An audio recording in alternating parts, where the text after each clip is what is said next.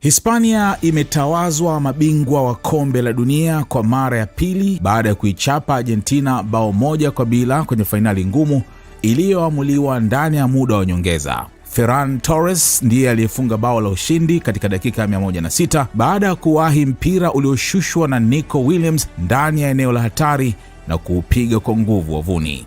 Ushindi huo pia umefanya Hispania kuweka rekodi mpya ya Ulaya ya kutopoteza mechi nyingi zaidi za kimataifa, ikifikisha michezo 38 bila kipigo. Hispania ilianza mchezo kwa kasi, huku kinda Lamine Yamal akitengeneza nafasi ya kwanza hatari baada ya kupata nafasi upande wa kulia kabla ya shuti lake kuokolewa na Emiliano Martinez. Kipindi cha kwanza kilikuwa cha tahadhari kubwa, huku timu zote zikishindwa kutengeneza nafasi nyingi za wazi.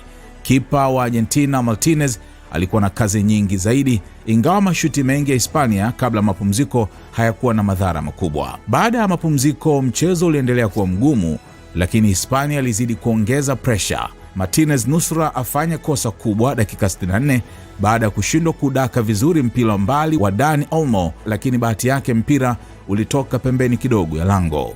Argentina ilipata pigo kubwa katika dakika za nyongeza za kipindi cha pili baada ya Enzo Fernandez kuoneshwa kadi ya pili ya njano kwa kumchezea vibaya Paul Colbasi, na hivyo kuwa mchezaji wa 6 kutolewa kwa kadi nyekundu kwenye fainali ya kombe la dunia.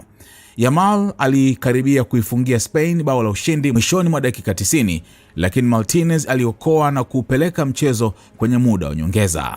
Nico Williams alidhani ameifungia Spain mapema kwenye extra time, lakini bao hilo lilikataliwa baada ya refa kuona faulo kwenye hatua za kutengeneza shambulizi. Hatimaye Hispania ilivunja ukuta wa Argentina kupitia Torres na kujihakikishia ushindi wake wa 6 katika fainali 7 za mashindano makubwa. Argentina imeshindwa kutetea ubingwa iliyoutwaa mwaka 2022, huku Lionel Messi akiachwa kitafakari kile kinachoonekana kuwa mechi yake ya mwisho ya kimataifa. Na kama ulitazama kwenye hatua ya kuvalishwa medali, mwishoni kabisa tulimuona Messi baada ya Spain kuwa amekabidhiwa kombe lao, tulimuona Messi akilia kwa uchungu sana kutokana na kushindwa kuisaidia timu yake kutetea ubingwa wa kombe la dunia. Kwa hiyo imekuwa ni majonzi makubwa sana kwa mashabiki wa Argentina na mashabiki wa Messi kwa ujumla. Lakini kwa upande wa pili tunafahamu ushindani ulivyo mkubwa. Imekuwa ni furaha sana baada ya Spain kutawazwa mabingwa 2026 wa kombe la dunia.